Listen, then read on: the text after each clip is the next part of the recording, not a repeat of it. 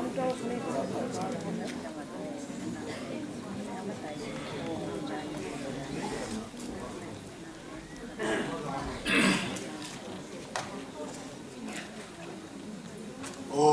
स्थापकाय च धर्मस्य सर्वधर्मस्वरूपिणे अवतार वरिष्ठाय रामकृष्णाय ते नमः।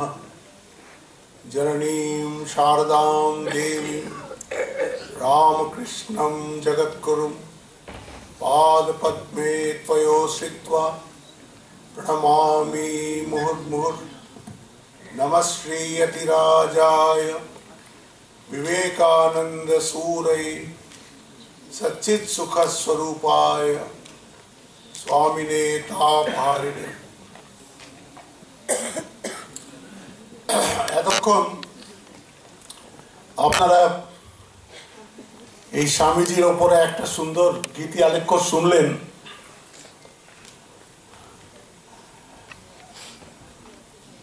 দেখুন, স্বামীজির পুরো মেসেজটা যদি ভালো করে আপনি ভাববার বা পড়বার চেষ্টা করেন, শেষে এসে দাঁড়াবে কিন্তু ইন্ডিভিজুয়াল চরিত্রের ওপরে। বলছে দেশ গঠন হবে কিন্তু চরিত্র দিয়েই। উনি বারবার বলেছেন, man making and nation building is the mission of my life. কিন্তু এই নেশন বিল্ডিং কিন্তু ম্যান মেকিং ছাড়া হবে না। মানুষ ভালো হবে তবেই দেশ ভালো হবে। আপনি খুব বড় বড় প্রোগ্রাম নিয়ে নিন, বড় বড় প্রজেক্টস নিয়ে নিন, কিন্তু মানুষ যদি অসৎ হয় তাহলে তো কোনোটাই সফল হবে না। এই জন্য স্বামীজির সমস্ত থার্স্ট ছিল এই মানুষকে ভালো হতে হবে। আর তার জন্য দরকার হচ্ছে ধর্ম এবং আধ্যাত্মিকতা। ধর্ম এবং আধ্যাত্মিকতা না থাকলে আপনি যে কেন ভালো হব তার উত্তরটা কে দেবে?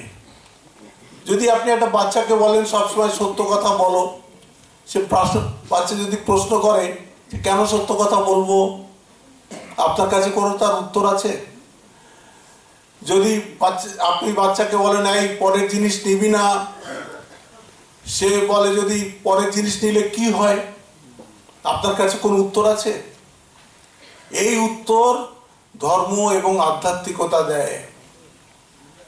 তখন আপনি বলতে পারবেন যে তুই আর ও দুজন আলাদা নয়। আর ভগবান হচ্ছেন সত্য স্বরূপ, সত্যই একমাত্র থাকেন। যারা সত্য কথা বলে তারা সেই সত্যে পৌঁছায়, অসত্যের সঙ্গে সেই সত্য পাওয়া যায় না। কাদা দিয়ে নোংরা পরিষ্কার করা যায় না। হ্যাঁ, এটা আপনাকে এই সাপোর্টটা যদি ধর্ম এবং আধ্যাত্মিকতা না দেয়, আপনার কোনো মোরাল লেসন দাঁড়াবে না। এই জন্যে স্বামীজির সমস্ত যে টিচিংস সেটা দেখবেন এই বেদান্তের ওপরে দাঁড়িয়েছে। তিনি সবচেয়ে আগে ওই পরম সত্যকে স্থাপিত করেছেন, তার উপরে নিজের ফিলোসফিকে দাঁড় করিয়েছেন। এই জন্য ম্যান মেকিং হলেই নেশন বিল্ডিং হবে। স্বামীজির কথা শুনলেন, কিন্তু মনে একটা প্রতিজ্ঞা করতে হবে যে আমার ভালো হওয়ার অনেক স্কোপ আছে।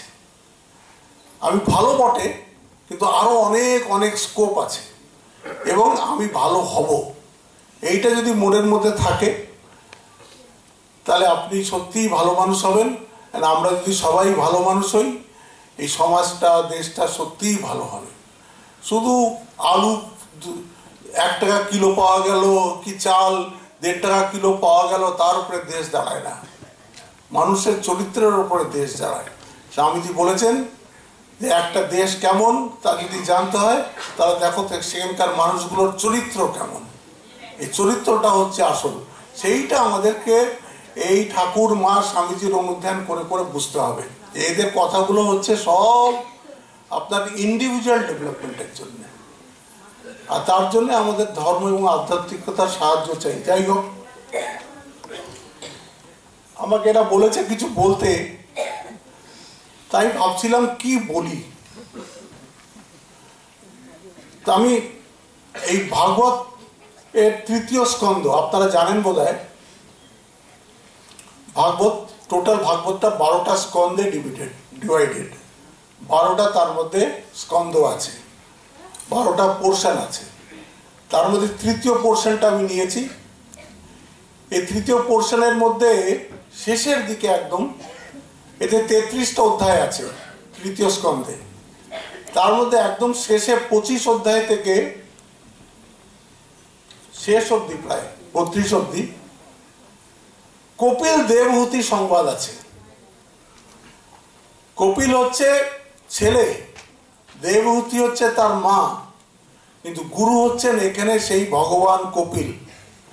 সেই সন্তান কপিল ভগবানের অবতার, চতুর্থ অবতার। ভাগবতে যে 24 অবতারের কথা আছে তার মধ্যে কপিল হচ্ছেন চতুর্থ অবতার। সে দেবহূতির সন্তান রূপে এসছে। দেবহূতি আর কর্দমের একমাত্র ছেলে হচ্ছে এই কপিল। এই কপিলকে মা অনেকগুলো প্রশ্ন করবেন, সেই নিয়ে হচ্ছে এই কপিল দেবহূতি সংবাদ। এর মধ্যে এইটা পড়লে আমাদের যে জীবনে যে অবরোধগুলো আছে, যে প্রবলেমগুলো আছে, তা সমস্ত মোটামুটি উত্তর এই 8টা অধ্যায়ে দিয়ে দিয়েছেন। এই জন্য এটা বলা হয় কপিল অষ্টাধ্যায়ী, অথবা বলা হয়, অনেকে বলে কপিল গীতা। ভগবান কপিল যে বলে গেছেন সেটা কপিল গীতাও বলা হয়। এই দেবহূতির কর্দম ঋষির সাথে বিয়ে হয়েছিল। তো কর্দম ঋষি তো ধ্যানে সবসময় মগ্ন থাকতেন। ভগবান এসে তাকে প্রেরণা দিলেন যে তোমাকে বিবাহ করতে হবে। কেন, আমাকে কেন বিবাহ করতে হবে? তোমাকে দিয়ে কাজ আছে। তো উনি বললেন আচ্ছা ঠিক আছে, তুমি আপনার যখন আদেশ হয়েছেন আমি বিবাহ করব। সেই সময় এই মনু এবং শতরূপা, ব্রহ্মা নিজেকে 2 ভাগে ভাগ করলেন, মনু এবং শতরূপা। ওরাই হচ্ছেন প্রথম জনক জননী এই সৃষ্টির। সেই জনক জননীর এই মনু এবং শতরূপার এক মেয়ে হচ্ছে দেবহূতি। দেবহূতি পছন্দ করলেন যে আমি এই কর্দম ঋষিকে বিয়ে করব। কর্দম ঋষি তো আদেশ পেয়ে গেছিলেন, তো বিয়ে হলো। তো উনি বলে দিলেন ওর মা বাবাকে, এর কিন্তু কোনো সন্তান হলে তারপরে আমি আর থাকবো না, আমি জঙ্গলে চলে যাব।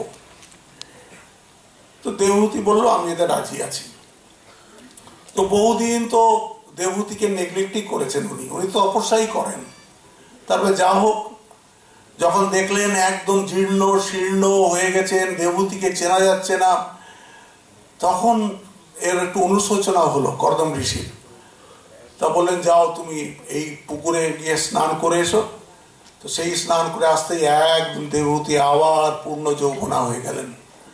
তারপরে তাকে একটা কামদ বিমান, সেই বিমানে সমস্ত রকম সুখ সুবিধা আছে, তাতে করে গড়িয়া সংসারের যত ভোগ দেবহূতি সব পেলেন।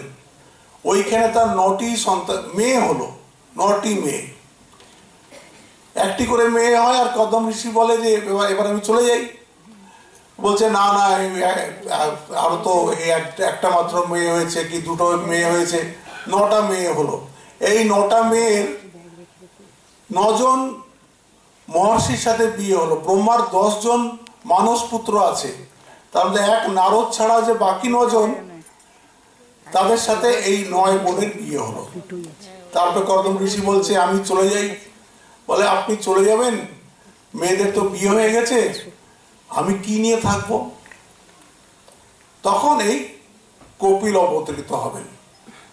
ভগবান স্বয়ং বলবেন যে আমি এবার এর সন্তান রূপে আসছি। তারপরে কপিল আসবেন আর কর্দম ঋষি চলে যাবেন।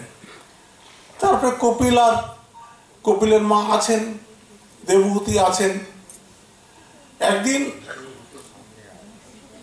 দেবহূতি এসে কপিলকে বলছে, আগে পুজো টুজো করেছে, বলছে আমাকে পুজো করছো মা, কি ব্যাপার? বলে এটা আমার অনেক আগেই করা উচিত ছিল, তো এতদিন আমি করিনি, আমি তো জানি তুমি কে। তোকে বলে জ্ঞান অবতার বলে। তো বলে আমার কিছু প্রশ্ন আছে। বলে মা তুমি প্রশ্ন করো, আমি জানলে বলবো। এইখান থেকেই কপিল দেবহূতি সংবাদ শুরু হচ্ছে। কপিলকে মা 3টে প্রশ্ন করেছিলেন। প্রশ্নগুলো দেখবেন আমাদেরই প্রশ্ন। হ্যাঁ, প্রথম প্রশ্ন করেছিলেন যে এই যে আমাদের 10টা ইন্দ্রিয় আছে, 10টা ইন্দ্রিয় মানে কি? 5টা জ্ঞানেন্দ্রিয়, 5টা কর্মেন্দ্রিয়। জ্ঞানেন্দ্রিয় কাকে বলে? যা দিয়ে আমাদের সংসারের জ্ঞান হয়। চোখ দিয়ে দেখি, কান দিয়ে আওয়াজ শুনি, জিভ দিয়ে স্বাদ গ্রহণ করি, ত্বক দিয়ে স্পর্শ সুখ গ্রহণ করি, নাক দিয়ে ঘ্রাণ গ্রহণ করি। এই 5টা দিয়ে আমাদের জগতের জ্ঞান হয়। এর মধ্যে একটাও যদি আমাদের না থাকে তাহলে জগতের ওই অ্যাসপেক্টটা সম্বন্ধে আমাদের আর কোনো জ্ঞান হবে না। যদি চোখ না থাকে তাহলে এটা কে লাল না নীল না রূপ না অরূপ কিচ্ছু বুঝতে পারবো না। চোখ দরকার।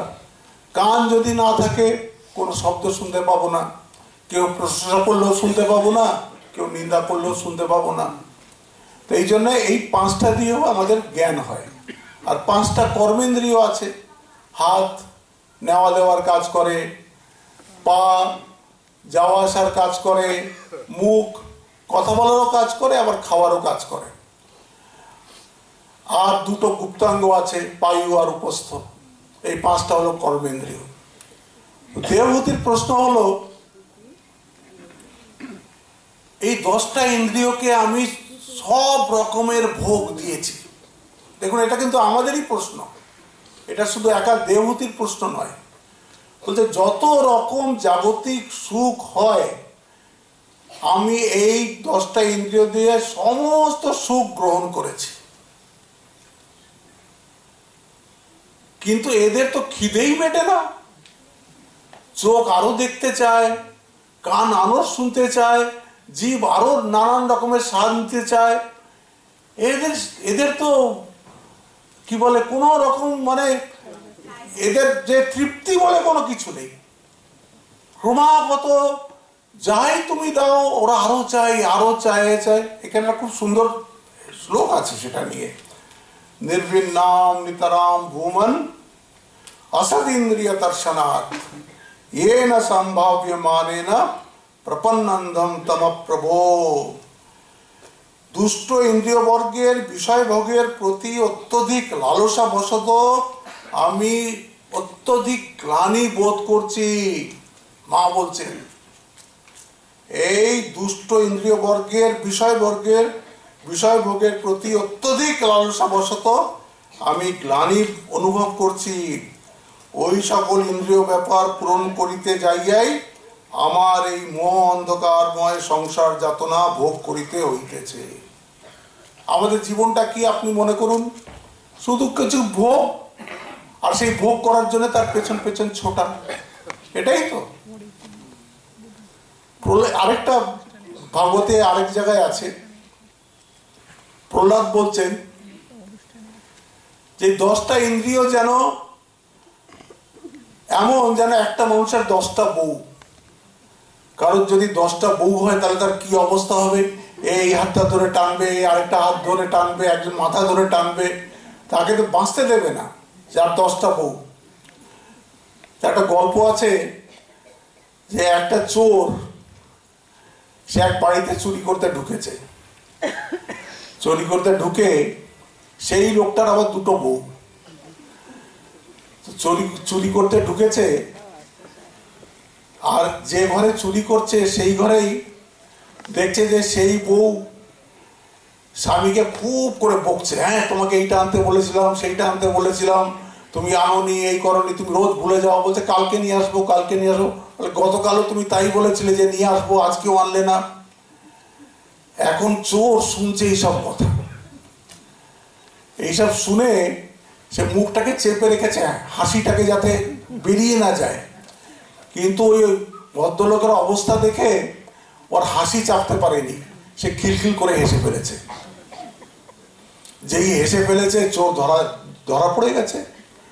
হ্যাঁ, লুকিয়ে লুকিয়ে হাসছিল, কিন্তু ওই হাসির আওয়াজে লোকে ধরে ফেলেছে। ধরে তাকে থানায় নিয়ে গেছে। থানায় নিয়ে গেছে তো থানা বাবু বলছে যে হ্যাঁ, বদমাস কোথাকারে, ভদ্রলোকের ঘরে রাত্রে চুরি করতে যাস, তোকে এমন কঠিন শাস্তি দেবো তুই সারা জীবন মনে রাখবি। তো চোর তখন বলছে আমাকে যে শাস্তি দেবেন দিন, হ্যাঁ, তো এই শাস্তি দেবেন না যেটা এই লোকটা পেয়েছে। হ্যাঁ, এই লোকটা যে এই যে দুটো বউ হলে যে কি যন্ত্রণা সেটা আমি নিজে দেখেছি। তো প্রহ্লাদ বলছেন এই দুটো বউয়ের এই অবস্থা, আর আমরা প্রত্যেকে 10টা বউয়ের তাড়া সবসময় খাচ্ছি। তো দেবহূতি বলছেন যে আমি এর থেকে কি করে বেরোবো। এইটা হচ্ছে দেবহূতির প্রথম প্রশ্ন। আরো প্রশ্ন করবেন উনি, এই প্রশ্নের উত্তরের উপরে আরো প্রশ্ন করবেন, কিন্তু মেন প্রশ্ন 3টাই যেটা উনি প্রথমে করলেন। তারপর উনি বলছেন আচ্ছা বন্ধন কার হয়? শরীরের বন্ধন হয়, না আত্মার বন্ধন হয়, না মনের বন্ধন হয়? আর মুক্তি বা কার হয়?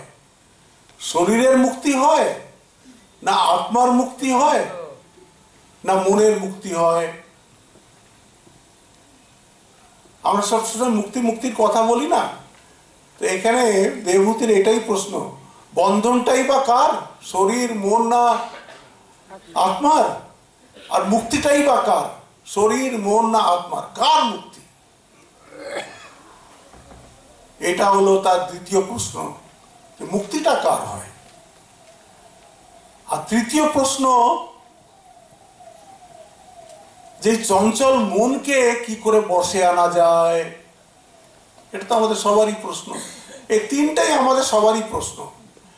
এক তো 10 ইন্দ্রিয় আমাদের সবাইকে ছুটিয়ে বেড়াচ্ছে সারাদিন, তারপরে এই যে মুক্তিটা কার হয়, আর তৃতীয় মনটা আমাদের একদম একাগ্র কি করে হবে। এবার কপিল বলছেন মা তোমার প্রশ্নগুলো খুব ভালো, এটা সমস্ত মানুষেরই কল্যাণে এই প্রশ্নের উত্তর লাগবে। তা আমি তোমাকে বলি যে দেখো,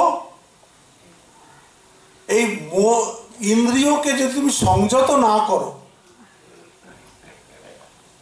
যদি চাবুক দিয়ে ইন্দ্রিয়কে সংযত না করো, তাহলে কিন্তু ইন্দ্রিয়ের ঘোড়া সব সময় ছুটতে থাকবে।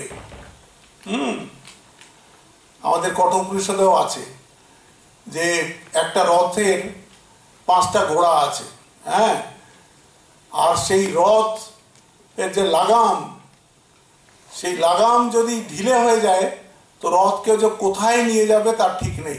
আত্মানম রতিনম বিদ্ধি শরীরম রথমেবতু সেখানে আছে। বলছে মা, এই যদি ইন্দ্রিয়গুলোকে তোমাকে সংযত করতে হয়, এর সংযম করা ছাড়া আর কোনো উপায় নেই। তো বলছে ইন্দ্রিয়কে সংযম করব কি করে? ইন্দ্রিয়কে কি করে? এ তো ভীষণ কঠিন কাজ। ইন্দ্রিয়কে, চোখ আছে তো দেখবেই, কান আছে তো শুনবেই, জিভ আছে তো রস নেবেই, নাক আছে তো ঘ্রাণ নেবেই, একে সংযত করব কি করে? তখন কপিল বলছে যে সংযত করা মানে হচ্ছে এর মোড় ঘুরিয়ে দেওয়া। কিরকম মোড় ঘুরিয়ে দিতে হবে?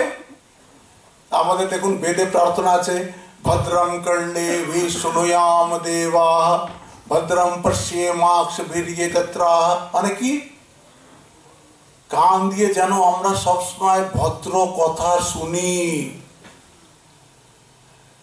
চোখ দিয়ে যেন আমরা ভদ্র দেখি। হ্যাঁ, এই ইন্দ্রিয়গুলোকে দিয়ে খাচ্ছি। আমি বেশিরভাগ লোককেই দেখি, খাওয়া পেল ঠাক করে খাওয়া শুরু করে দিল। আরে এই খাওয়াটার পেছনে কত মানুষের সাধনা রয়েছে, চাষি খেতে কত খেটেছে, কত লোকের মাধ্যমে সেটা আপনার পাতে এসছে, কত ভগবানের কৃপা না হলে আমি এই খাওয়াটা পেতাম না। একবার থ্যাংক ইউ জানাই না, একবার যদি ওটাকে ভগবানের নাম করে করি ওই খাবারটাই প্রসাদ হয়ে যায়।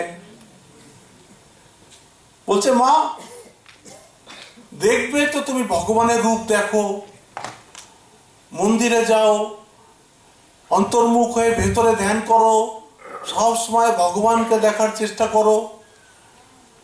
আর তুমি যদি অন্তর্মুখ হয়ে ভগবানকে দেখার চেষ্টা করো তাহলে দেখো তোমার মনটা আস্তে আস্তে শান্তও হবে, মন দিয়ে তুমি সব জায়গায় তারপরে আস্তে আস্তে ভগবানকে দেখা শুরু করবে, মনের থেকে ঈর্ষা জিনিসটা চলে যাবে যদি তুমি মনে মনেও ভগবানকে দেখার চেষ্টা করো।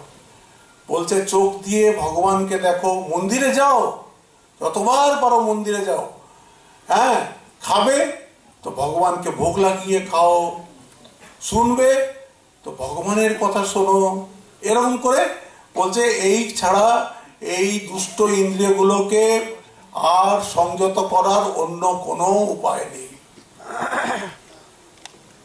আমরা যদি এগুলো না করি তাহলে আমরা এই 10 বউয়ের মার সারা জীবন খেতে থাকবো। এই জন্যে ইন্দ্রিয়কে কি করে সংযত করতে হয়, বাই ফোর্স করা যাবে না, আমি দেখবো না কি আমি শুনবো না, ওরম করা হবে না, ওটার ডাইরেকশন ঘুরিয়ে দিতে হবে। ঠাকুরও বলেছেন মোড় ঘুরিয়ে দে। তারপরে আসছে দ্বিতীয় প্রশ্ন, মুক্তিটাই বা কার আর বন্ধনটাই কার? কপিল বলছেন মা যে আত্মার মুক্তির কথা বলে সে তো একটা মূর্খ। কেন? বলে যেটা কখনো বন্ধনে পড়েনি তার আবার মুক্তি কিসের? আত্মা তো একদম নির্বিকার, নির্লেপ, হ্যাঁ সর্বগত, সব জায়গায় সব সময় একভাবে রয়েছে। হ্যাঁ সেই নিয়ে অনেক আছে, নয়নম চিন্দন্তি শাস্ত্রাণি নয়নম দহতি পাবকা, অনেক শ্লোক আছে আত্মার স্বরূপ সম্বন্ধে। বলে আত্মা কখনো বন্ধনে পড়ে না। তো সেই জন্যে আত্মার মুক্তি বা আত্মার বন্ধন হওয়ার কোন রকম ব্যাপারই নেই, আত্মা সবসময়ই মুক্ত। এই জন্য আত্মার মুক্তি কথা ভাবাটাও হচ্ছে মূর্খতা। আর শরীরের মুক্তি, শরীরের যে মুক্তি চায় সে মহামূর্খ। কেন? এটা সবসময় বন্ধনে আছে, এটা কোনোদিনই মুক্ত হবে না। শরীর কখনোই মুক্ত হবে না। আপনি যত ভিটামিনের ট্যাবলেট খান, যত ডাক্তার দেখান, যত নিজেকে নীরোগ রাখার চেষ্টা করুন, কিন্তু শরীর একদিন যাবেই যাবে, এটাকে একদম স্পষ্ট ধরে নিতে হবে। এই জন্য শরীরের আরেকটা নাম হচ্ছে মরণ ধর্মা। যেদিন থেকে আপনি জন্ম নিয়েছেন সেদিন থেকে কিন্তু আপনি বাঁচছেন না, আপনি মরছেন। আপনি যদি 100 বছর পরে মরেন ধরুন, তার মানে কি হঠাৎ তো মরবেন না, সে মৃত্যুটা কিন্তু কন্টিনিউয়াস আস্তে আস্তে আস্তে আস্তে হচ্ছে, আপনি বুঝতে পারছেন না। আমরা কিন্তু ক্রমাগত মরছি, কিন্তু আমরা ভাবছি আমরা বেঁচে আছি। শরীর যখন এসছে বলছে এটাকে তো মরতেই হবে। হাজার তুমি বাদাম খাও, হাজার তুমি চবনপ্রাশ খাও, যত ইচ্ছে খাও, যত ইচ্ছে মালিশ করাও, যা ইচ্ছে করো, শরীরটা আস্তে আস্তে জীর্ণ হবে এবং মরবে। তারপরে বলছেন এই শরীরটার গতি কি হয়? বলে যদি পুড়িয়ে দেওয়া হয় তাহলে 1.5 ছাই হবে, যদি না পুড়িয়ে এমনি কোথাও ফেলে রাখো বলে কুকুর শিয়ালে খেয়ে পায়খানা করে দেবে। এই শরীরটাকে, এই তো শরীর যেটাকে নিয়ে আমরা এত ভালোবাসি। বলছে যদি মাটির মধ্যে পুঁতে রাখো তো কিছুদিন পরে দেখো তো পোকা হয়ে গেছে। কোথায় শরীর? বলছে শরীরের মুক্তি হতেই পারে না, শরীর সবসময় বন্ধনের মধ্যে আছে। এটা 5টা তত্ত্ব দিয়ে তৈরি, এবং এই 5টা তত্ত্ব আস্তে আস্তে আস্তে ডিসইন্টিগ্রেট হয়ে যায়। এই জন্য শরীরের মুক্তির কথা ভেবই না, আত্মার মুক্তির কথা ভেবই না, কারণ আত্মা সবসময় মুক্ত, শরীর কখনোই মুক্ত নয়। তাহলে বলে বন্ধন মুক্তি কার? বলছে বন্ধন মুক্তি হচ্ছে মনের, মনেই বদ্ধ মনেই মুক্ত।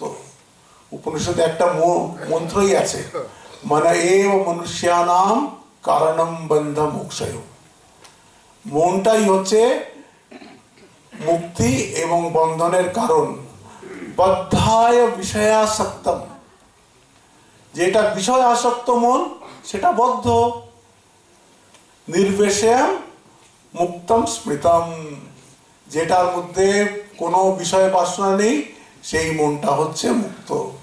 এই মনটাই হচ্ছে বন্ধন এবং মুক্তির কারণ।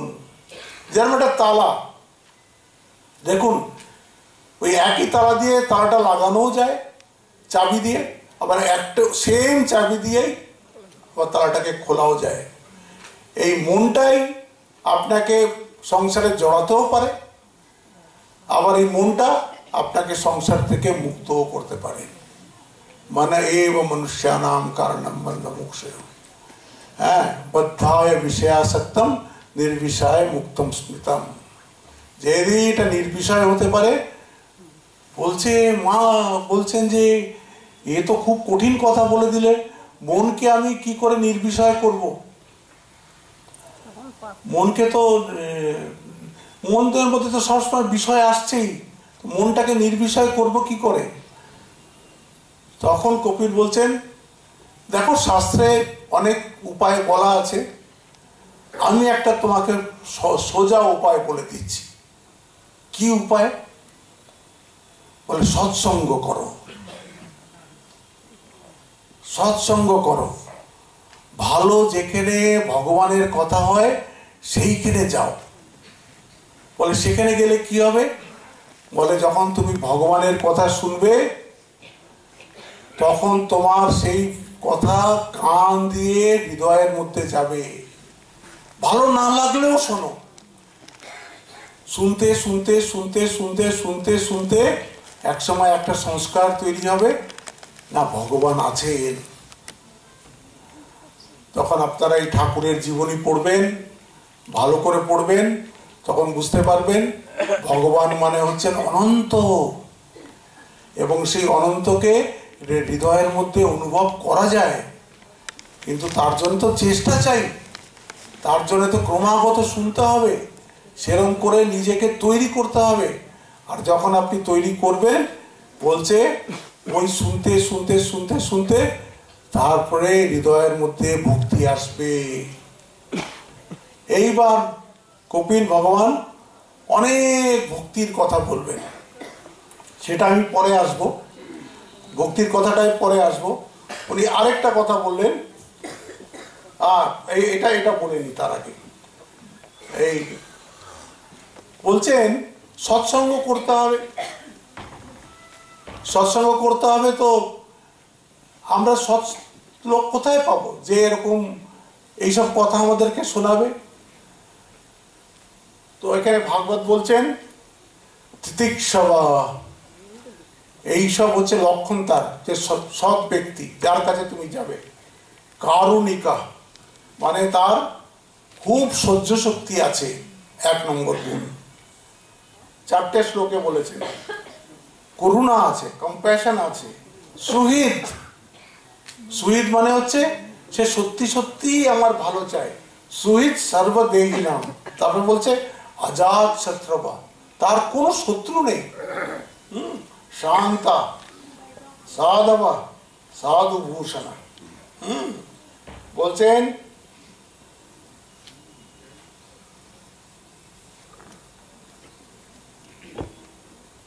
সঙ্গই জীবে দৃঢ় বন্ধন পাশ বলিয়া পণ্ডিতগণ বলিয়া থাকেন, কিন্তু এই সঙ্গই যদি সাধুজনের সহিত সংগঠিত হয় তবে তা উন্মুক্ত মুক্তির দ্বার বলিয়া কথিত হয়।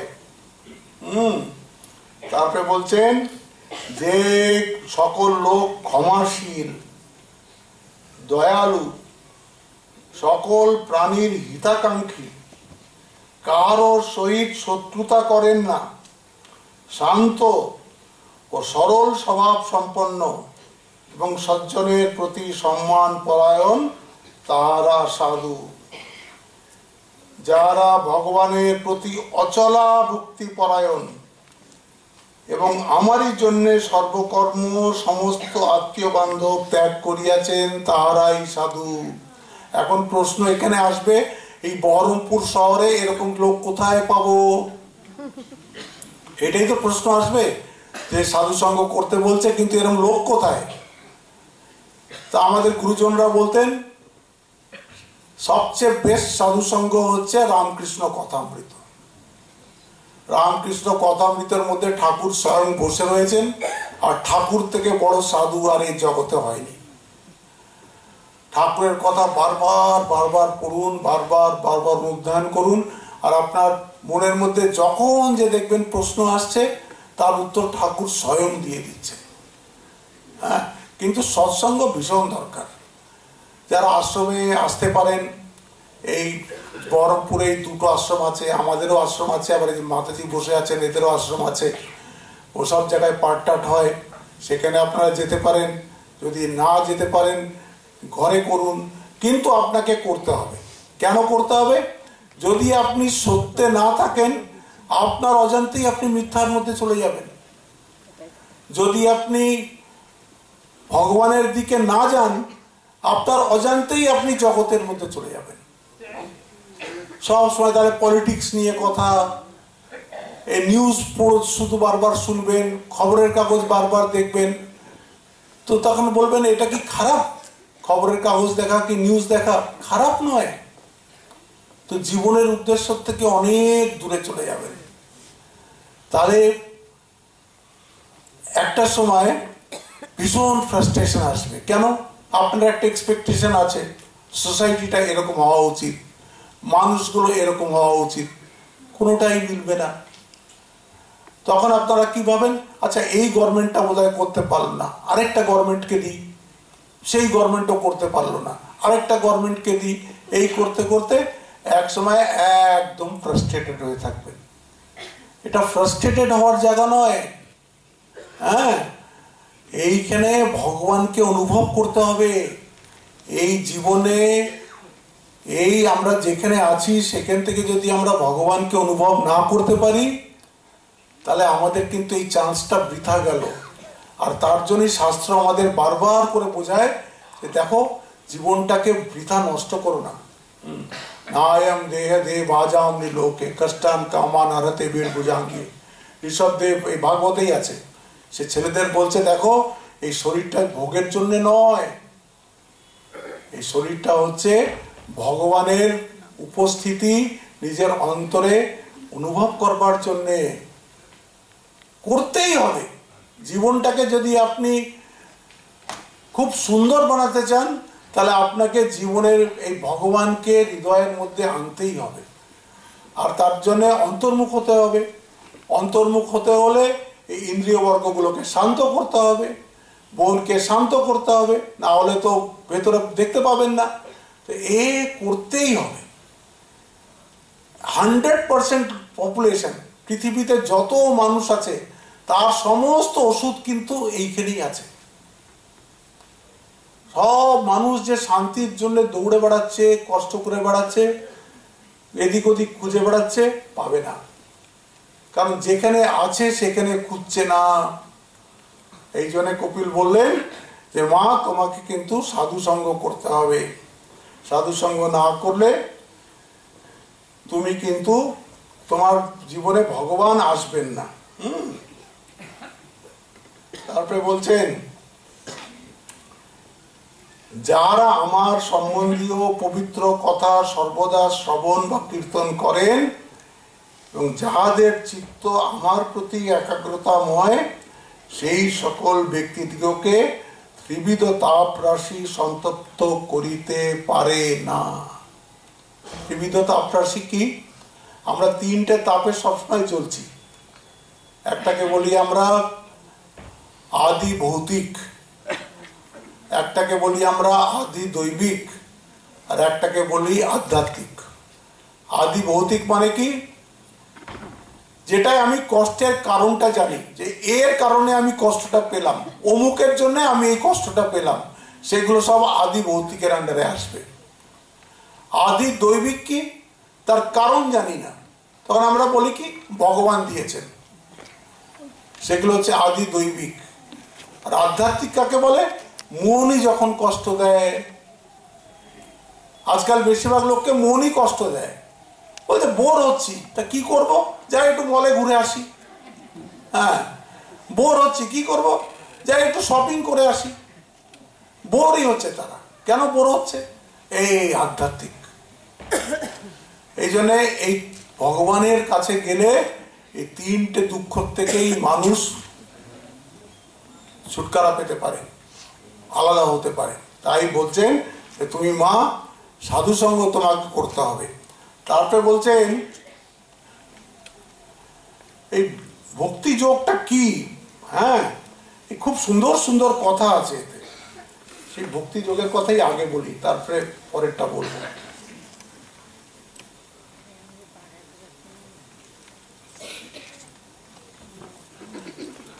বলছেন মা 4 রকমের ভক্তি হয়। 4 রকমের ভক্তি হয়। একটাকে বলে তামসিক ভক্তি। যে মানুষটা তামসিক, সে তামসিক ভক্তি করবে। যে মানুষটা রাজসিক, সে রাজসিক ভক্তি করবে। যে মানুষটা সাত্ত্বিক, সে সাত্ত্বিক ভক্তি করবে। তার উপরে একটা আছে, সেটা হচ্ছে নির্গুণ ভক্তি। এটা একটা একটা করে উনি বলছেন। তামসিক ভক্তি বলছেন ক্রোধী ও ভেদ বুদ্ধি সম্পন্ন ব্যক্তি হিংসা, দম্ভ অথবা বৈরী ভাব উদ্দেশ্য করিয়া যে আমার প্রতি ভক্তিমান হয়, সেই ব্যক্তি তামসিক ভক্ত। ক্রোধও আছে, অন্যর প্রতি শত্রুতাও করছে, আবার দেখায়ও খুব বেশি নিজেকে ভক্ত বলে, বলছে এরা হচ্ছে সব তামসিক ব্যক্তি। তারপরে বলছেন রাজসিক ভক্তি কাকে বলছে? ভেদ বুদ্ধি সম্পন্ন যে ব্যক্তি রূপ আদি বিষয়ে কিংবা যশ বা ঐশ্বর্য কামনা করিয়া প্রতিমা আদিতে আমার অর্চনা করে, সেই ব্যক্তি রাজসিক ভক্তি সম্পন্ন। সে খুব একদম শোবাজি করে ভক্তি তো করছে, তো তার পেছনে উদ্দেশ্য হচ্ছে ভগবান আমাকে কিছু দিন। হ্যাঁ, সাত্ত্বিক ভক্তি কাকে বলছে? মাত বিভিন্ন ভাব সম্পন্ন সাধক বর্গের প্রকারভেদে ভক্তি যোগে নানাভাবে প্রকাশ পাইয়া থাকে। যেহেতু তম প্রভৃতি যে সকল স্বভাব সিদ্ধ গুণ, তাদের অবস্থা ভেদে লোকের অভিপ্রায় ভিন্ন হয়ে থাকে। এইবার এখানে বলছেন সাত্ত্বিক ভক্তি। ভেদ বুদ্ধি সম্পন্ন যে ব্যক্তি পাপক্ষয় কিংবা পরমেশ্বরের কর্মফল সমর্পণ অর্থাৎ ভগবত প্রীতি উদ্দেশ্য করিয়া অথবা শাস্ত্রীয় বিধান অনুসারে এই যাগ যজ্ঞাদি আমার অবশ্য কর্তব্য এই রূপ ধারণা করিয়া যজ্ঞাদির অনুষ্ঠান করে, সেই ব্যক্তি সাত্ত্বিক ভক্তি সম্পন্ন। মানে সে ভগবত প্রীতির জন্যেই যে লোকটা ভগবানকে অর্চনা করছে, সেইটাকে বলছে সাত্ত্বিক ভক্তি। কিন্তু এই তিনটের থেকেও উপরে একটা ভক্তি আছে, এইটা হচ্ছে সবচেয়ে ইম্পর্টেন্ট। এটাকে বলছে নির্গুণ ভক্তি। নির্গুণ ভক্তি কিরকম? কি সুন্দর উদাহরণ দিয়েছেন দেখুন। বলছে গঙ্গা যেমন অবিরত সমুদ্রের দিকে ধাবমান, সেই রূপ আমার গুণ শ্রবণ মাত্রে সকলের অন্তর্যামী ও পুরুষোত্তম আমার প্রতি এক হচ্ছে। প্রথম হচ্ছে নিষ্কাম ভাবে। নির্গুণ ভক্তির প্রথমটা কি হচ্ছে? ওই ভক্তিতে কোনো কামনা থাকবে না, ভেদ বুদ্ধি সম্পন্ন। বেদ বুদ্ধি শূন্য অবস্থায় মনের যে অবিরাম গতি, একটা হচ্ছে নিষ্কাম, একটা হচ্ছে নিষ্কারণ, আর একটা হচ্ছে প্রতিক্ষণ বর্ধমান। যেরকম জল সমুদ্রের মধ্যে ঢালছে, এরকম ঠাকুর বলছেন যার মন প্রাণ বুদ্ধি ঈশ্বরে গত হয়েছে, এরকম যে সব সময় ভগবানের কথা চিন্তা করছে অনন্যভাবে। অনন্য মানে ওর মনের মধ্যে আর অন্য কোনো কিছু পাওয়ার চেষ্টা নেই, সেটাকে ওরা বলছে নির্গুণ ভক্তি। গঙ্গা জল যেমন অবিরত সমুদ্রের দিকে ধাবমান, সেই রূপ আমার গুণ শ্রবণ মাত্রের সকলের অন্তর্যামী ও পুরুষোত্তম আমার প্রতি নিষ্কাম ভাবে ভেদ বুদ্ধি শূন্য অবস্থায় মনের যে অবিরাম গতি, তাহাই ভক্তি। ইহাই নির্গুণ ভক্তি যোগের লক্ষণ বলিয়া কথিত হইল। ভক্তি বলতে এইটা। ঠাকুর বলেছেন অহেতুকী ভক্তি, মাও বলেছেন যে বিষয়ের লেশ মাত্র থাকলে ভগবান অনেক দূর। ভগবানের ভক্তি যদি করতেই হয় তাহলে কোনো কামনা বাসনা মনের মধ্যে কোনায়ও কোনো কিছু থাকবে না। ভগবান তুমি প্রেম স্বরূপ, এই তোমাকে ভালোবাসা ছাড়া আমার আর কোনো উপায় নেই, আমি তোমাকে ভালোই বাসছি, ব্যাস এইরকম। এই করে ভক্তির কথা বললেন। এবার একটা খুব ইম্পর্টেন্ট কথা আছে, এটা খুব ইম্পর্টেন্ট, এটা আমাদের খুবই ভুল হয়। এই ভাগবত বলে দিচ্ছে যে দেখুন আমাদের সাধারণত কি ভুল হয়, एष सर्वेषु भूतेषु सर्वभूतात्मवस्थितः तम अवज्ञाय माम मर्त्य कुरुते अर्चा विडम्बनम। বলছেন ভগবান তো সবার মধ্যে আছেন। হ্যাঁ, ভগবান কোথায় নেই? যে ভক্ত সে যদি এই সবার মধ্যে ভগবানকে না দেখে সে যদি অর্চনা করে ভগবানের, বলছে কুরুতে অর্চা করছে, বিড়ম্বনা করছে, সেটা ভক্তি হচ্ছেই না। ভক্তি হতে হলে তোমাকে এইটা জানতে হবে যে ভগবান সর্বভূতে আছেন। এই যে আরেকটা পরের শ্লোকটাই হচ্ছে यो माम सर्वेषु भूतेषु संतम आत्मानम ईश्वरम हित्वार्चा भजते मौढ़ भस्मन्येव जुहोति स। বলছে যে শুধু মনে করে ভগবান আমার ঠাকুর ঘরে ওই যে বসে আছেন ওইখানেই আছেন, তার পুজো কিরকম জানেন? যেন ছায়ের ওপরে সে ঘি ঢেলে ঢেলে যজ্ঞ করছে, নিষ্ফল যজ্ঞ। তার কথা হচ্ছে যে সব জায়গায় ভগবান আছেন, সর্বভূতে ঈশ্বর দর্শন, এটা যেন ভক্তের মনের মধ্যে থাকে। ভগবান নিজেকে সীমিত করে একটা জায়গায় রাখবেন না, তাহলে সে কিসের ভগবান? সে তো লিমিটেড হয়ে গেল। ভগবান তো ইনফাইনাইট। তো ভগবানকে ওই রকম বড় করে চিন্তা করতে হবে। স্বামীজিও এটা বারবার বলে গেছেন, ঠাকুরও এটা বারবার বলে গেছেন। নয়তো আমাদের এখানে ভক্তি সাধনা টাধনা এগুলো কোনো নতুন ব্যাপার নয়, হাজার হাজার বছর ধরে ভারতে এই করে আসছে। নতুনত্ব কোথায়? এইখানে নতুনত্ব। শ্রী রামকৃষ্ণ বিবেকানন্দ ভাবধারাতে নতুনত্ব এইটাই যে ভগবানকে তুমি শুধু মন্দিরের মধ্যে পূজা করো, সেই ভগবানই কিন্তু সর্বভূতের মধ্যে রয়েছে। শুনি চাইবা সোপাকে চা পণ্ডিতা সমদর্শিনা।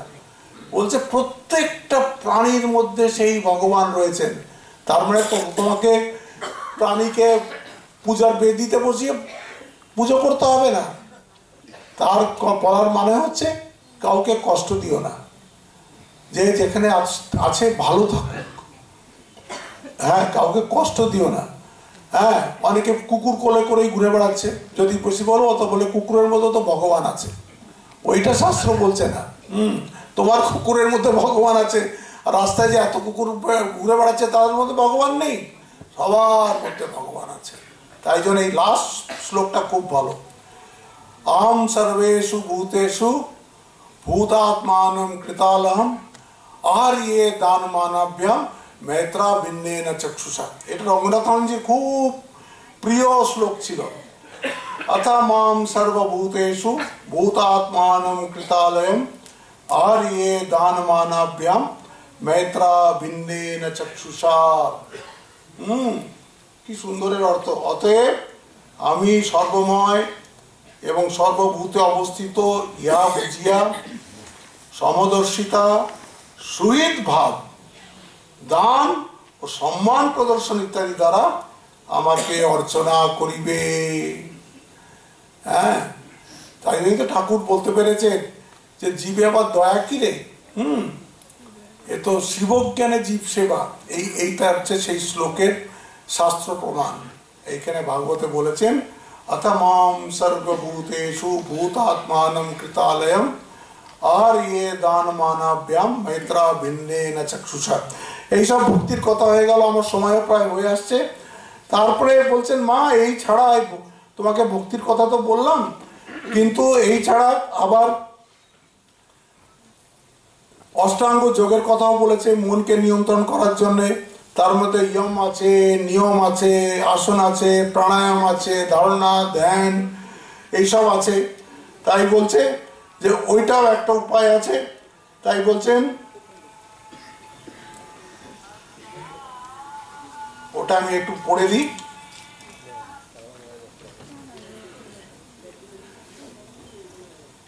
यम नियम आसन प्राणायाम प्रभृति যোগপথ অবলম্বন পূর্বক ক্রমিক অভ্যাস দ্বারা ও শ্রদ্ধা সহকারে ভগবান নাম লীলাদি শ্রবণ, তার প্রতি অকপট ভক্তি ও ব্রহ্মচর্য প্রভৃতি দ্বারা চিত্ত সংযম করিতে উপদেশ দিয়াছেন। এই চিত্ত সংযম বিষয়টি ভাবিতে গেলে স্বপ্নের মতো মনে হইবে, কিন্তু যদি আগ্রহ থাকে তবে কার্য প্রবৃত্ত হইতে হইবে। পৃথা বসিয়া ভাবিলে ইহা সহজ হইবে না। ভক্তিপূর্বক অভ্যাস ব্যতি রেখে ইহার আর অন্য কোনো উপায় নাই, এটা করতেই হবে। একটা বাচ্চা যদি পরীক্ষায় পাস করতে চায় তো পড়াশোনা করতে হবে না, এমনি এমনি পাস করে যাবে, হবে না ওরকম। এখানেও বলছে যে তোমাকে চেষ্টা করতে হবে। ভক্তিপূর্বক অভ্যাস ব্যতি রেখে ইহার আর উপায় নেই। ফল কথা চিত্তশুদ্ধি সিদ্ধি লাভের প্রধান উপায়। চিত্ত শুদ্ধ হইলে তাহাতে জ্ঞানের আলো ফুটিয়া উঠিবে। প্রকৃতি পুরুষ প্রভৃতি সকল তত্ত্বই স্বরূপে অনুভব করা যাইবে। চিত্তশুদ্ধি মানে হচ্ছে আমাদের এই মনটা হচ্ছে কি সমস্ত নোংরায় ভর্তি। কাম আছে, ক্রোধ আছে, লোভ আছে, মোহ আছে, মাৎসর্য আছে, সব এর মধ্যে ভর্তি। ঈর্ষা আছে, দম্ভ আছে। আস্তে আস্তে আস্তে আস্তে আস্তে আস্তে এগুলোকে পরিষ্কার করতে হবে। যখন পরিষ্কার করব, ভগবান তো ভেতরেই আছেন, তার আলোটা তখন আস্তে আস্তে আস্তে ফুটে আসবে। এইটা বলে তারপরে এবার খুব সুন্দর কথা আছে শেষে। ভক্তির কথা হয়ে গেল, অষ্টাঙ্গ যোগের কথা হয়ে গেল, সাত্ত্বিক ভক্তির কথা হয়ে গেল। এইবার বলছেন তো মা তুমি যদি এরকম না করো তাহলে বারবার জন্ম আর বারবার মৃত্যুর গ্রাসে পড়বে। হ্যাঁ, তো মা বলছে তো জন্ম মৃত্যু কি খারাপ? হলোই বা জন্ম, তাতে কি হয়েছে? বলছে মা তুমি যদি এই জন্ম মৃত্যুর ব্যাপারটা জানো তাহলে বুঝবে এই কত কষ্টকর ব্যাপার। বলছে আমাদের এই যে শরীরটা, এটা তো পাঞ্চভৌতিক, ক্ষিতি অপ তেজ মরুদ্বম, এই পাঁচটা দিয়ে আমাদের এই শরীরটা তৈরি। মৃত্যু যখন হয় এই শরীরটা মরে যায়, এই শরীরটাকে পুড়িয়ে দেওয়া হয়। কিন্তু এর মধ্যে একটা সূক্ষ্ম শরীর আছে। সূক্ষ্ম শরীরের যা বর্ণনা দিয়েছে, বলছে একটা চুলের অগ্রভাগ, দেখুন একটা চুলের অগ্রভাগ, এটাই শ্লোক আছে, সেটাকে আপনি 100 টুকরো করুন, তার একটা টুকরোকে আবার 100 টুকরো করুন, তার আবার একটা টুকরোকে 100 টুকরো করুন, মানে কোনো মাইক্রোস্কোপের আন্ডারেও আসবে না। যে অংশটা থাকবে সেটা হচ্ছে আপনার জীবাত্মা, সেটা হচ্ছে আপনার সূক্ষ্ম শরীর। সেই শরীরটা তখন আরেকটা বলছে, এই শরীরটা তিনটে গতি হতে পারে এই সূক্ষ্ম শরীরের।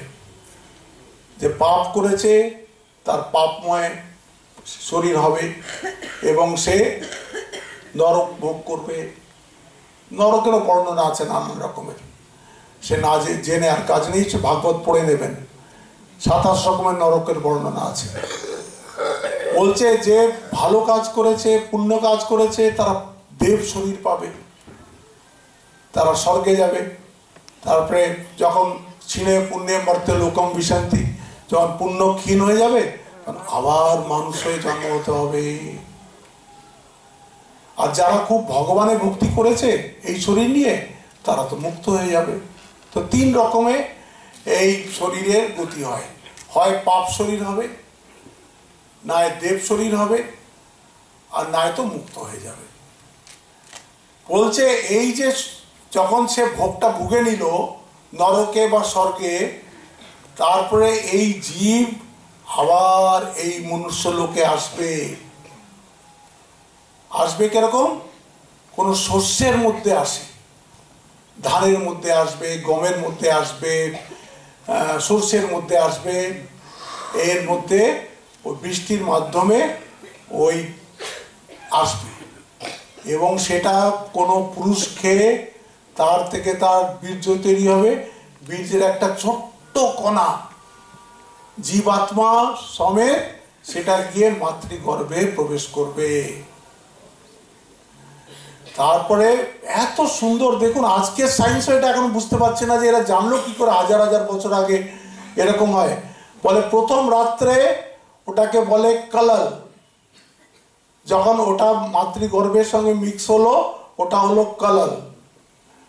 বলছে 7 দিন পরে ওটাকে বলে বুদবুদ, একটা বুদবুদের মতন হবে। তারপরে বলছে 15 দিন পরে ওটা একটা কুলের বিচির মতন হবে। তারপরে ওটা একটা ডিমের আকারের হবে সেই শরীরটা, যার মধ্যে সেই জীবাত্মা রয়েছে। হ্যাঁ, তারপরে 1 মাস পরে বলে ওর মাথাটা তৈরি হবে, ফার্স্ট মাথা তৈরি হয়। বলছে 3 মাসে ওর শরীরটা তৈরি হবে, হাত পা তৈরি হয়ে যাবে। 5 মাসে গিয়ে ও একদম একটা ফুললি ডেভেলপ বডি হয়ে যাবে। 7 মাসে গিয়ে ওর পূর্ব জন্মের কথা মনে পড়বে, সমস্ত জন্মের কথা ওই 7 মাসে যখন মায়ের পেটে আছে তখন মনে পড়বে। তখন ও ভগবানকে প্রার্থনা করবে। আবার এও লেখা আছে যে যদি মেয়ে হয় সেটা, তাহলে মায়ের এই বাঁয়ে কুক্ষিতে বাঁ দিকে থাকবে পেটে, ছেলে যদি হয় ডান দিকে থাকবে। সেইখানে থেকে এসে প্রার্থনা করবে যে ভগবান এর মধ্যে এই যন্ত্রণার থেকে আমাকে মুক্তি দাও, আমি যখন বেরোবো আমি আর এইসব ভুলভাল করবো না, আর মাতৃগর্ভে আসবো না, আমাকে এইবার ছেড়ে দাও। খুব প্রার্থনা করবে সে। কিন্তু বলছে শুধু তাই নয়, এই মা যখন কোনো গরম খাচ্ছে তার চামড়ায় তো ছ্যাঁকা লাগছে, সে বলতেও পারছে না, কষ্ট পাচ্ছে। কোনো ঝাল টক মিষ্টি খাচ্ছে, ওর স্কিনটা তো খুব ডেলিকেট, ওগুলোতে সব ওর মধ্যে আবার ওই সব ছোট ছোট যেসব জার্মস আছে সেগুলো আবার ওর শরীর থেকে ওগুলো কামড়ে কামড়ে খাচ্ছে, ওর মধ্যেই কষ্ট পাচ্ছে। বলছে গর্ভের মধ্যে এমন কষ্ট, বলে না ভূত না ভবিষ্যতে, এত কষ্ট পায়।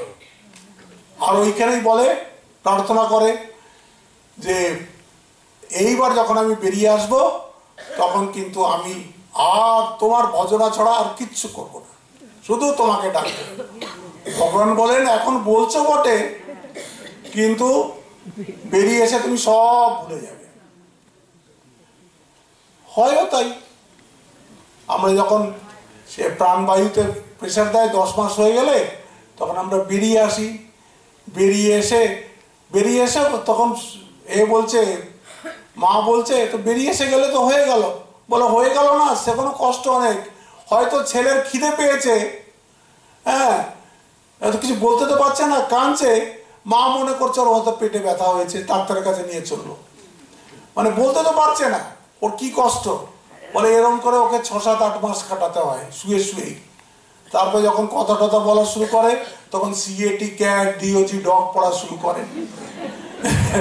তারপরে আস্তে আস্তে এই ক্লাস পড়তে পড়তে আবার সে বিয়ে করে, আবার সে সংসারে পড়ে, আবার এই 10 ইন্দ্রিয়র চক্করে পড়ে, আবার একদিন বুড়ো হয়, আবার একদিন মরে যায়। এই হচ্ছে লাইফ সাইকেল। মাকে বলছে, মা এটার থেকে যদি বাঁচতে হয়, এই যদি চক্র থেকে তোমাকে বাঁচতে হয়, তাহলে তুমি কিন্তু ভগবানকে ডাকো, আর ভগবানকে বলো যে তোমার পাপ পথে যেন আমি বিলীন হয়ে যেতে পারি। তারপর অনেক রকমের মুক্তির কথা ভক্তিতে লেখা আছে, হ্যাঁ, স্বরূপ মুক্তি, ষষ্ঠী মুক্তি, সায়ুজ্য মুক্তি, এরকম 5-6 রকমের মুক্তির কথা লেখা আছে, সেটা আলাদা কথা। কিন্তু মূল কথা হলো যে শুরু হয়েছিল, সে বলেছিল নির্বিন্নাম নিতরাম দেহম বিষয়াইন্দ্রিয় দর্শনাথ, এই 10টা ইন্দ্রিয়ের জ্বালায় আমি আর বাঁচতে পারছি না। তখন কপিল বলেছিলেন সংযম, এবং তারপরে বলেছিলেন মনকে যদি তুমি এই বিষয় থেকে বা সংসার থেকে মুক্ত করতে যাও, তার জন্য ভক্তি। শেষ করলেন যে দেখো ভক্তি একমাত্র পথ, জ্ঞান একটা পথ আছে, একে ভাগবতেই বলবে জ্ঞানের পথ আর ভক্তি পথের মধ্যে ফারাকটা কি জানো? ঠাকুরের একটা উদাহরণ আছে, সেটাই ভাগবতে আছে, যে জ্ঞানের পথ হচ্ছে যেন একটা বাঁদরের বাচ্চা মাকে নিজে জড়িয়ে ধরে, তাতে মায়ের কোনো রেসপন্সিবিলিটি নেই, বাচ্চাটাকে জোরে জোরে ধরতে হবে, সে যদি একটু অসাবধান হয় পড়ে মরে যায়, মা দেখেও না তার দিকে। আর একটা হচ্ছে বিড়ালের বাচ্চা, সে শুধু মিউ মিউ করে, মা ওকে ঘাড়ে ধরে যেখানে রাখে সেখানে থাকে। বলছে এই ভক্তির পথ হচ্ছে ওই বিড়ালের বাচ্চার পথ, আর জ্ঞান হচ্ছে ওই বাঁদরের বাচ্চার পথ। বাঁদরের বাচ্চার পথটাই কি, জ্ঞানের পথে কি, তোমার নিজের ওপরেই স্বাবলম্বন হতে হবে, নিজেই নিজের রেসপন্সিবিলিটি নিতে হবে যে আমি কোনো ভুল করব না, আমি একদম ঠিকভাবে পথ চলবো। আর ভক্তির পথে কি আছে, ভগবানকে তুমি সব ভার দিয়ে বসে থাকলে নিশ্চিন্তে ভগবান তোমাকে নিয়ে যাবেন। মাকে বলছেন, মা এই দুটো পথ আছে, কিন্তু আমার মনে হয় যে এই যে যুগ আসছে, কলিযুগ আসছে, এর মধ্যে এই ভক্তি পথই ভালো, এই জ্ঞানটা তোমাকে আমি দিয়ে দিলাম, কিন্তু তুমি এই ভক্তি পথ অবলম্বন করে তুমি এবার তোমার নিজের শেষ জীবনযাপনটা করো। এই বলে দিয়ে কপিল চলে যাবেন ওখান থেকে, মাকে ছেড়ে দিয়ে একদম গঙ্গাসাগর, যেখানে কপিলের মন্দির আছে, যারা গঙ্গাসাগর গেছেন তারা দেখেছেন। আর দেবহূতি ওইখানেই এই জ্ঞানটাকে ধারণ করে আর আস্তে আস্তে আস্তে আস্তে নিজের শরীর ছেড়ে দেবেন। এখানেই কপিল দেবহূতি উপাখ্যান শেষ হলো।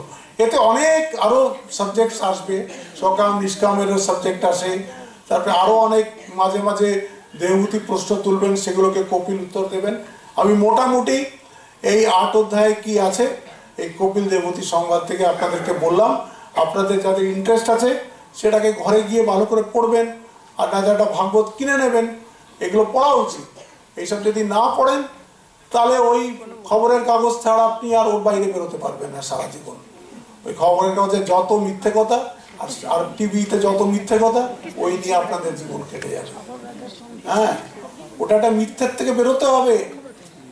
আমরা তো সত্যকে চাই, তো সত্যকে চাইতে হলে তো সত্যকে ধরতে হবে তো, আর সত্য হচ্ছেন একমাত্র ভগবান। আর ভগবানকে যেহেতু আমরা এমনি দেখতে পাচ্ছি না, এই শাস্ত্রের মাধ্যমেই দেখতে হবে, সৎসঙ্গের মাধ্যমেই দেখতে হবে, তবে গিয়ে আমাদের জীবনটা আস্তে আস্তে উন্নত হবে। এই অবধি বলে আমি ওর পানিকে বিরাম দিচ্ছি। এরপরে বোধহয় আপনাদের দুপুরের লাঞ্চ, এবং এরপরে ওনার গান নিশ্চয়ই শুনবেন, দারুণ গান করেন। ওই আসছেন মহারাজ, এসে গেছেন বোধহয়, খুব ভালো গান করে, আমি ওকে একদম ছোটবেলা থেকে চিনি, খুব ভালো গান করে। তো ওর গান 2 ঘন্টা হবে, আপনারা শুনুন। নমস্কার।